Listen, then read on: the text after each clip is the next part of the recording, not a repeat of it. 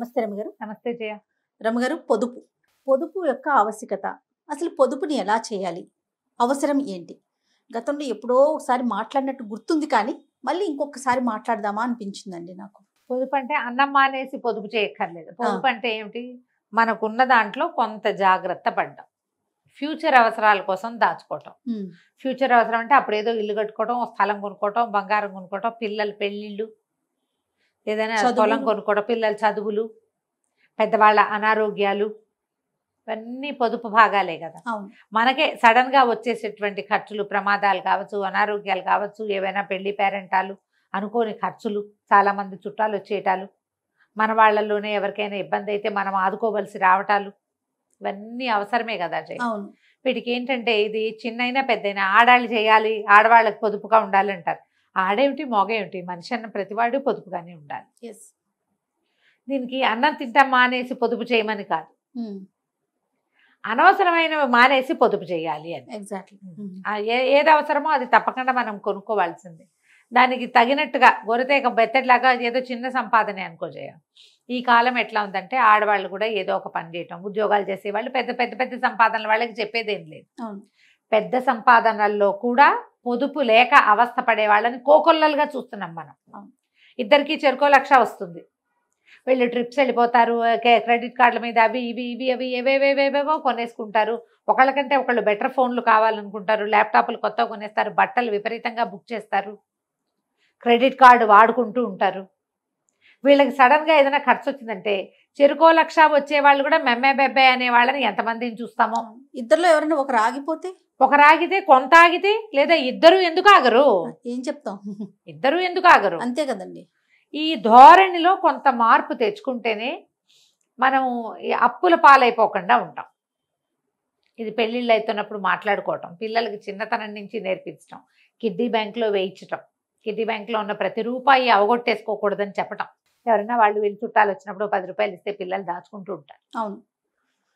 ఏదైనా కావాలన్నాడు అనుకో, కొనిపెట్టంగానే అది నా డబ్బుల్లోదేనా అని అడుగుతుంటారు. తమ డబ్బులు ఎన్నైపోయినాయో లెక్క పెట్టుకుంటారు. తన డబ్బులు లేదా ఒకడు ఉంటాడు, వాడికి క్యారేజ్ ఆర్ట్, ఆ ఇచ్చిన 100 పెట్టి ఐస్ క్రీమ్ తినేసి మ్యాగ్నమో ఏదో కొంటాడు 100 రూపాయలది, అయిపోయింది అంటాడు. ఒక్కడేమో ఇట్లా జాగ్రత్త పడతారు. అయిపోయింది అనే వాడికేమో 100 పెట్టి కొనుక్కోద్దు, 50 పెట్టి కొనుక్కో, 50 దాచుకో అని చెప్పాలి. చిన్నప్పటి నుండి చెప్పాల్సిందే. ఇంకోసారి అవసరమైనప్పుడు కొనుక్కొద్దు, కానీ మిగిలింది ఖర్చు పెట్టేసేయద్దు. ఇది చెప్తూ చేస్తూ ఉండాలి జయ. లైఫ్ లాంగ్ మనం పొదుపు చేయవలసిందే. ఇదివరకు అట్లాగా మనకి నికరాదాయాలు వచ్చే సోర్సెస్ ఎంతమందికి ఇప్పుడు ఉంటున్నాయి? తగ్గిపోయినాయి కదా. తగ్గిపోయింది.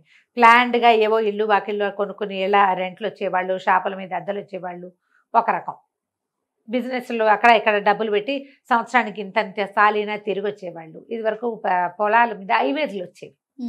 ఇప్పుడు హైవేస్లు వచ్చే పరిస్థితులు తగ్గిపోలే. మనకి ఎట్లా అయినాయి, ఈ మన వాతావరణం బాగుండక మామిడికాయలు రాలిపోతాయి, వరి కంకులు రాలిపోతాయి, అన్నీ పోవటమే. అసలు పొలాలని ఎక్కడ ఉంచుకోవట్లేదు. ఉంచుకున్న వాడి పరిస్థితి కూడా డబ్బులు పడిపోతున్నాయని మనం అనుకోవడానికి వీల్లేదమ్మా.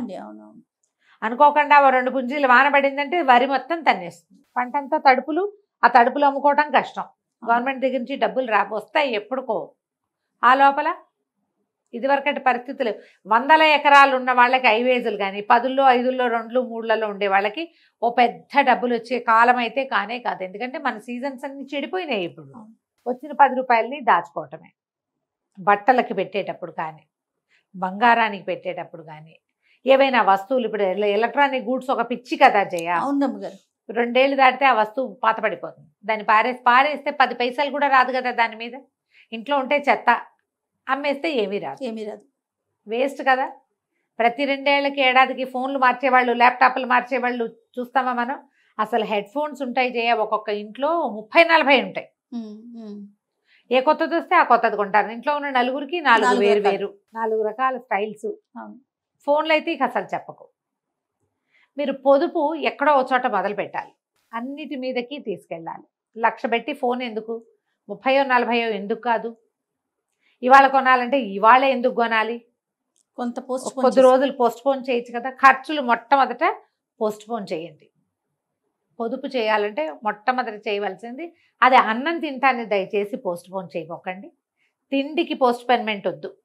రేపు తిందాం అన్నం అనుకోకూడదు. రేపు కొనుక్కుందాం అనుకోవచ్చు వస్తువులు. Yes yes. ఈ వస్తు భ్రాంతిలో పడకుండా ఉంటే పొదుపు ఖచ్చితంగా అవుతుంది. ఇవాళ ఎట్లా అయిందంటే ఇంక ఈ రోజుల్లో 50-60 దాటితే మన పిల్లలు మనని సపోర్ట్ చేస్తారన్న నమ్మకం సుతరాము లేదు. లేదు. ఎంత దీర్ఘం ఉంది దానికి. మన డబ్బులు మనమే దాచిపెట్టుకోవాలి, తల్లులైనా తండ్రులైనా. డబ్బు లేకపోతే మనకి ఏ అవకాశము లభించదు. మన దగ్గర డబ్బో బంగారమో ఆస్తో స్వాస్థో ఉంటే అవి ఉన్నా కూడా చీదరించుకుని సరిగ్గా చూడకుండా ఉండే కొడుకులు కోడళ్ళు కూతుళ్ళు ఉన్న కాలం ఇది. అవును. అవన్నీ వాళ్ళ దగ్గరే ఉంటాయి, అమ్మా నాన్న దగ్గర. అవన్నీ వీళ్ళకి రావాలి వాళ్ళ తదనంతరం. అవి తదనంతరం జరిగే లోపల వాళ్ళని ఎంత కాల్చుకు తింటున్నారో చూస్తున్నాం కదా. ఇది వరకు ఏం చేసేవాళ్ళంటే అవి వీళ్ళ దగ్గరే ఉన్నాయని కొంచెం ముద్దుగా ఉండేవాళ్ళు. కనీసం మాకేవకి ఎక్కడికి వెళ్తారు అని కాల్చుకు తినేయటం, మర్యాద లేకుండా ప్రవర్తించడం, దానికి వత్తాసు వచ్చే దొంగ మొహాలు కొన్ని ఉంటాయి. మరి మీకు ఇవ్వకపోతే ఎవరికి ఇస్తారు అని కోపం వస్తే వాళ్ళ మీద తీర్చేసుకుంటారు. ఇదివరకు ఏదైనా ఆస్తి దాచిపెట్టుకుంటే వీళ్ళ దగ్గర ఉంటే పెద్దవాళ్ళ దగ్గర పిల్లలు జాగ్రత్తగా చూసుకుంటారని నమ్మేవాళ్ళు. ఇప్పుడు అది కూడా ఏం లేదమ్మా, దాన్ని నమ్మడానికి వీల్లేదు. కానీ వాళ్ళెవరు చూడకపోయినా మిమ్మల్ని మీరు చూసుకోగలిగే అవకాశం ఓ మనిషిని పెట్టుకోవచ్చు, ఓ సహాయకులను ఎవరైనా పెట్టుకునేందుకైనా అవకాశం ఉంటుంది కదా. డబ్బులన్నీ పిల్లల పరం చేసేసేయటము, ఈ తెలివి తక్కువ పనులు చేయొద్దు. సొంతానికి కొంత పొదుపు అనేది ఎప్పుడూ అవసరమే. పిల్లల్ని చూడొద్దని నేను చెప్పట్లా, మీరు వేరేగా అర్థం చేసుకోకండి, అలా చెప్పట్లేదు, అది కాదు పాయింట్. అన్నీ చేస్తూనే కొంత పక్కకి పెట్టుకోవటము. మగవాళ్ళు ఒకటే ఉద్యోగం అనుకుందాం, వాడు ఏదో 2-3 చోట్ల పెడతాడు, నెలకి ఇంతని కట్ అయ్యేవేవో పెట్టుకుంటారు. దీనికోసమే, సేఫ్ సైడ్ కోసమే. ఆడవాళ్ళకి ఇంటి ఖర్చుకంత ఇంతనిస్తే కొంచెం జాగ్రత్తగా చేసి అందులో నుంచి కూడా ఒక 10 పైసలు మీరు పక్కకు పెట్టుకోండి.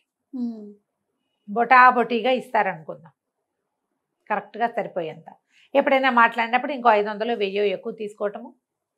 ఈ ఖర్చుల్లో మనం ఏంటంటే పిల్లల తిండి తిప్పలు, పిల్లల ఖర్చులు, మన ఇంట్లో సరుకులు, కొన్ని అనవసరమైనవి కూడా మనం కొనేసుకుంటూ ఉంటాం. అవును. ఈ సూపర్ మార్కెట్లకు వెళ్తామా, సూపర్ మార్కెట్కి వెళ్తే ఎన్ని అనవసరమైనవి వస్తాయో జయ.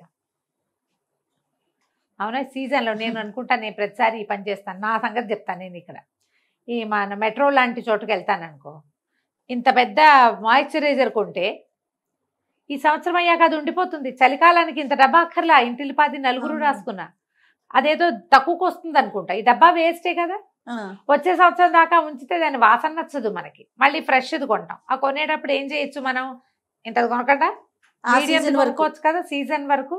ఇలా సీజనల్గా కొనే వస్తువులు, నేను నా సంగతి ఎందుకు చెప్పంటే నేను ప్రతిసారి పొరపాటు చేస్తున్నా, ఈ సంవత్సరం చేయలే, ఓహో జాగ్రత్త పడ్డాను నేను. వేస్ట్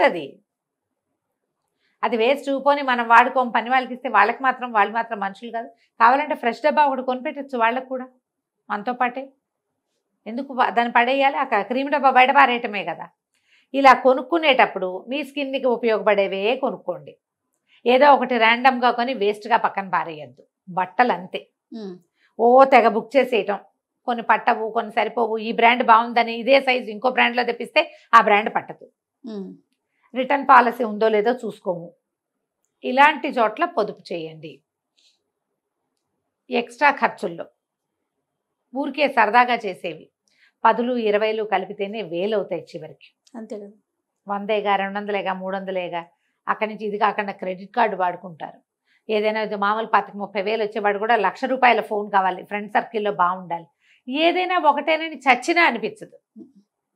ఇంచుమించు దానిలాంటి ఫీచర్స్ ఏమన్నా ఒక 25,000-30,000 ఫోన్ ఎందుకు వద్దు మనకి అని అనుకోరు. క్రెడిట్ కార్డుల మీద కొనేయటం, అక్కడి నుంచి నెల ఈఎంఐ. మీ ఈఎంఐ, మీ జీతము, ఇంట్లో ఉన్న ఖర్చు సరిగ్గా సరిపోతుంది. సడన్ ఖర్చు వస్తే మీరు ఏం చేస్తారు, ఆలోచించుకోవాలి. అది ఆన్సర్ ఉంటుందా? ఎవరికో చెప్పద్దు, ఎవరికైనా ఎందుకు సమాధానం చెప్పాలమ్మా, మన జీవితానికి మనమే కదా ఆన్సరబుల్. సడన్గా ఏదైనా వస్తే ఈ ఫోన్ ఆదుకోదు. ఈఎంఐ వాడు నెల తిరిగేసరికి ఆటోమేటిక్గా కట్ అయిపోతుంది. శాలరీ అకౌంట్లో అటాచ్మెంట్ పెడతారు కదా. ఈ సందట్లో ఫ్రెండ్స్కి క్రెడిట్ కార్డులు ఇచ్చేవాళ్ళు ఉంటారు. వాడికి ఏదైనా ప్రాబ్లం అయిందంటే నువ్వు పడతావు సూప్లో. అంతే. ఈ ఆడపిల్లలు కానీ మగపిల్లలు కానీ, ఆడవాళ్ళు కానీ మగవాళ్ళు కానీ, ఎక్కడో ఒక చోట ఒక అడ్డుకట్ట, ఒక స్టాప్ పెట్టుకుని ఇంత మటుకు చేద్దాం, ఈ కాస్త పొదుపు చేద్దాం. ₹1,000 పెట్టి వస్తువు కొనుక్కుండా 700 పెట్టుకుంటే 300 ఉంటుంది పక్కకి. ఇలాంటి ఆలోచన చేస్తేనే మనం పొదుపుగా జీవితాన్ని ముందుకు తీసుకెళ్ళగలుగుతాం. ఏదైనా సడన్ ప్రాబ్లం అయినా వారా వీరా అని కాల్ మనీ వాటి వెనకాల పడకుండా జాగ్రత్తగా జాగ్రత్తగా బయటపడతాము. ఈ ఫ్యాన్సీగా ఫ్రెండ్స్ అందరు చేస్తున్నారని మనం చేయాలని ఈ ధోరణి మార్చుకోండి. పొదుపుగా ఉండటం ఈ రోజుకి చాలా అవసరం. నీళ్ల పొదుపు ఎంత అవసరమో డబ్బు పొదుపు అంత అవసరం. Yes, exactly.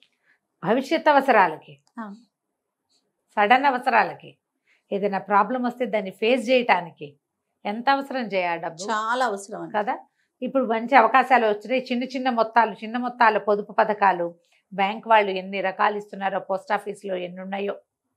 పిల్లలు చిన్నతనాల నుంచి ఎంతో కొంత తీసి పక్కకు పెట్టే ప్రాక్టీస్ చేయండి. వాళ్ళు కాస్త పెద్దవాళ్ళు అయ్యేసరికల్లా వాళ్ళ చదువులకో, పెళ్ళిళ్ళకో, ఏ విదేశీ విద్యకో, దేనికో ఒకదానికి మీకే ఏదైనా అనారోగ్యమో సడన్ అవసరమో వాటికి ఇలాంటివి యూజ్ అవుతాయి. చిన్న మొత్తాల్లో పొదుపు చేయండి. పొదుపు లక్ష్మి అని భావించండి. తప్పకుండా. నమస్తే. నమస్తే.